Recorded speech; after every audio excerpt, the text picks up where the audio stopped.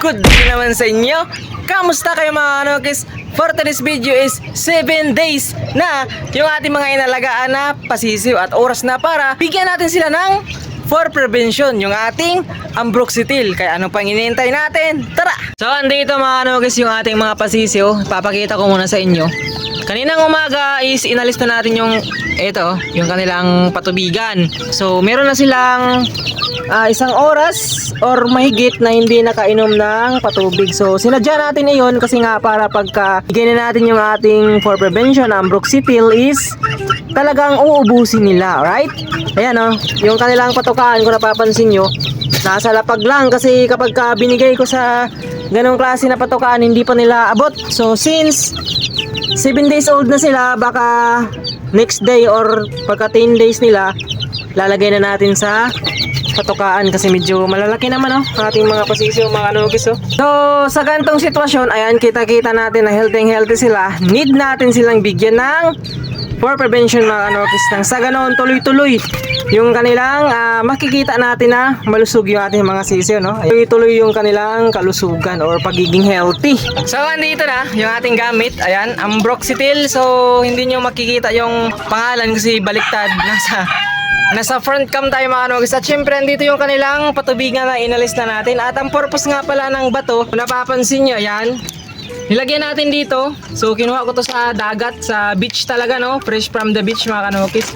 Ang purpose nito is, dati kasi laging nababasa yung sisiw ko kada tuwing napunta ako dito sa Manukan. Basa na yung kalahati ng katawan. At siguro isa din yun sa mga sanhi na magkaroon sila ng mga sipon kasi nasa brooder lang sila. Basa, magdamag mga kanokis kasi pumapasok sila dito. Yung iba nag-i-enjoy, parang naliligo pa yata. So since nagkaroon tayo ng idea, meron tayong isang nakita na video mga kanokis, So ang gumagawa nun parang sa farm yata yun. So malaking ganito yun. So nilagyan niya ng ganitong klaseng bato din. Ayan. Kaya naisipan din natin na lagyan. Kaya ang resulta ngayon, wala nang ganoon. Wala nang nababasa. Sisiyo natin, ito siya parang ganito siya nung kanyang forma. So hindi makakaapak yung sisiyo sa loob. So tara, dami pa nating pinagsasabi po. Titimpla na natin ang ambroxetil. Pero kuha muna ako ng tubig. Pre, maganda na din pala yung area. Ayan di na gumagalaw yung mga puno. Mainit na. Ayan, naka-cord na yung ating mga manok. Ayan, yung ating ginamot na nagkaroon ng laway-laway nung masamang panahon. Tayong 6 months old na talisay. Andito yung ating sikanaway. Ayan, ipinares na natin. Ayan nakaset na mga kanokis. So yung ating hindi pa tinatapos na flying pen, breeding pen, bosin natin yan next week. Andun pa yung iba. So pupuntahan natin mamaya. Ngayon kukuha muna ako ng tubig. So andito. Tara, kuha tayo ng tubig.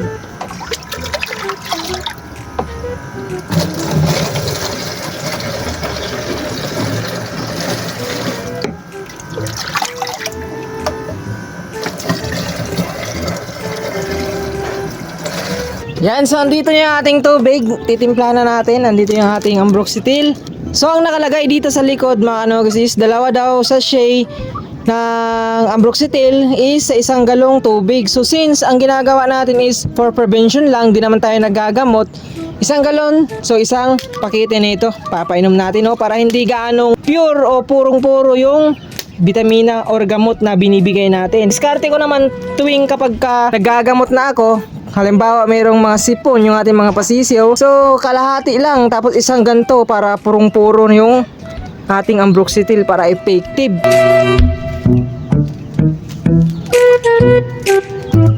Yan, so tapos na tayo nagtimpla. Oras na para bigyan na natin ng tinimpla natin na ambroxetil yung ating mga pasisiw. Bale, andito na yung mga bato. Nilinis na natin. Ayan. Lalagay natin dito para hindi nila mapasok or maapakan yung ganito. Tapos pisilin lang natin yung dito para yung tubig umainom nila. So ready na ako pang ibigay mga kanokis. So tara, dito malamang sa malamang uhaw na tong ating mga alagang sisiw. Kanina pa to lang tubig. Ayan papansin nyo, pag-uunahan yan sa pag-inom. Ayan. Yan. Kasi nauhaw sila mga kanokis, kanina pa sila hindi umiinom.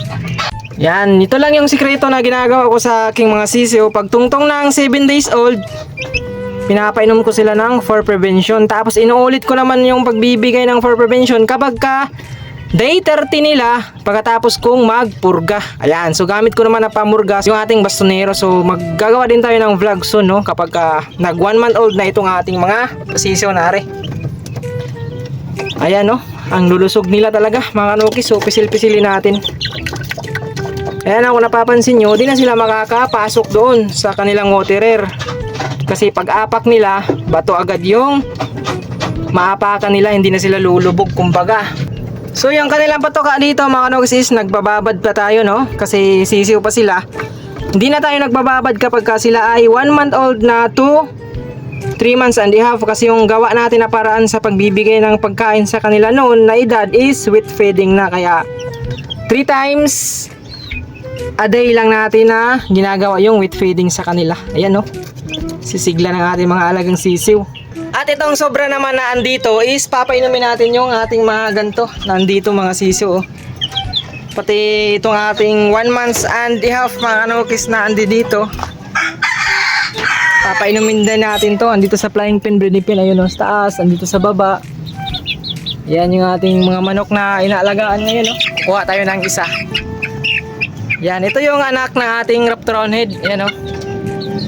Yan, pugi mga kanukis, no? Ito naman yung ating kanaway. Ayan, oh. Kanaway.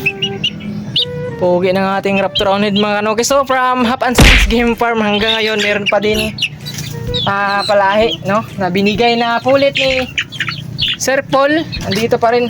Oh, grabe laki ng katawan mga kanukis. So ayan, oh. Nah.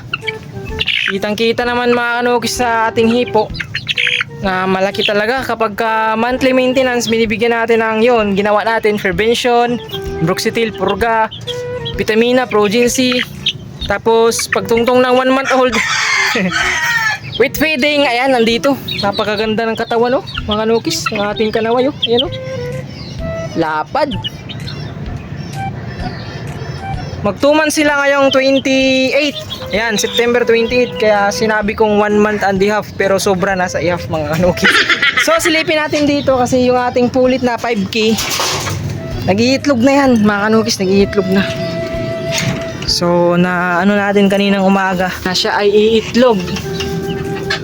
No, wala. So dito ginulo niya.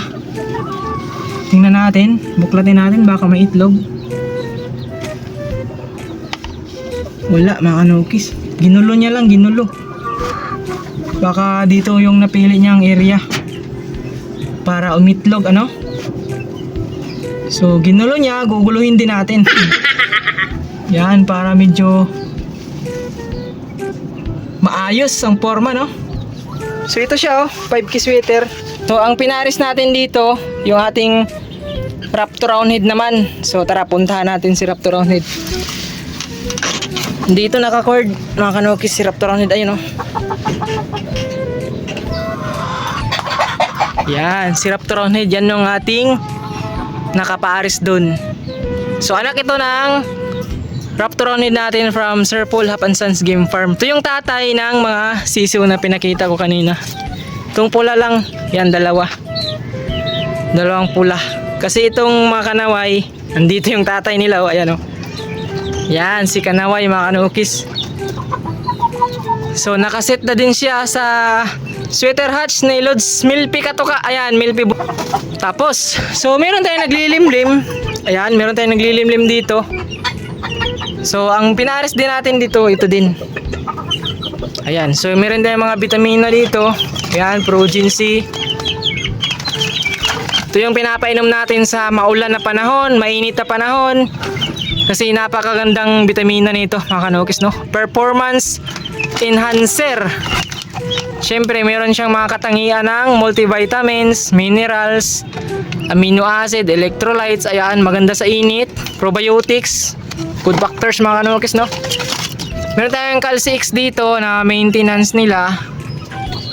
Ayan, at Mega B12. Yung pamurga natin na gamit, bastonero na tablet. Ayan mga kanukis, no? Bastonero plus na wala, isa na lang yung laman. So sa pagdating sa breeding naman mga kanokis, meron tayo dito ngayon oh, Breeder ADE. So yun yung pinapainom ko sa mga manok ko dito. At syempre pag tuwing ligo, naka zero my tayo. Ayan, yung ating mga pang maintenance dito sa ating manukan. Simple lang mga kanokis, no? At syempre meron din dito mga dextrose powder. Ayan, energy naman yan mga kanokis. Ayan, meron dito indication no, source of energy to make them alert. Ayan, maging alerto yung ating mga manok tsaka maging malakas. Yan yung dulot ng dextrose powder mga kanokis. Kaya kung ako sa inyo, huwag nyong tipirin yung ating mga manok sa vitamina na malaking tulong yan sa kanila. Balik tayo sa ating mga sisiw. Ayan, oh, pagkatapos nilang uminom, dito naman sila sa pagkain-kain. Ayan, yan yung libangan nating mga alagang sisiw no. Yan! Napakainit mag-vlog mga kanokis no, tanghaling tapat. Bilang pagtatapos ng ating video for today, shoutout muna tayo. Shoutout kay Aaron Katipunan ng Baganga, Davao Oriental. At syempre shoutout na din kay Cipriano Baldomaro sa ating sulit na taga-subaybay. At syempre shoutout na din kay Jonathan Estorba from Kalibo, Aklan. At syempre shoutout na din kay Renze Pentecostas. Ayan, yung tropa natin yan mga kanokis. Hanggang dito na lang for today's video mga kanokis. Maraming salamat sa lahat na nag-subscribe, nag-like, nag-comment, nag-share. At sa lahat ng mga nanood sa ating gawang video sa Peace Out!